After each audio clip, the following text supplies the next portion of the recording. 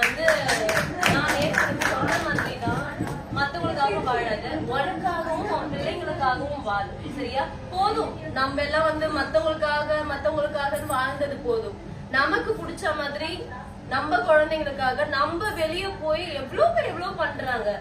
இருக்கிறது ஒரு லைஃப், அந்த ஒரு லைஃப்ல எதுக்கு வந்து மத்தவங்களுக்காக நம்ம வாழ்க்கையை தொலைக்கணும்? போதும், தொலைச்ச வரைக்கும். இதுக்கப்புறம் நமக்காக நம்ம வாழ்வோம். சரியா? நம்ம பேரண்ட்ஸ்க்காக வாழ்வோம், நம்ம பிள்ளைங்களுக்காக. வேற யாருக்காகவும் நம்ம ஓடணும்னு அவசியம் கிடையாது. சரியா? இருக்கிற இந்த கொஞ்சம் லைஃப் என்ன மிஞ்சி போனா ஒரு 30 இயர்ஸ் இருப்போமா? அந்த 30 to 40 இயர்ஸ்ல நம்ம சந்தோஷமா இருந்துட்டு போவோமே.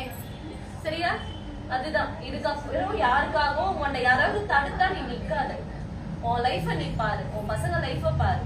அவ்வளவுதான் சொல்லுவேன். முடியாததுன்னு கிடையாது யாராலுமே. நம்மளால எல்லாமே முடியும்னு நினைச்சு ஒரு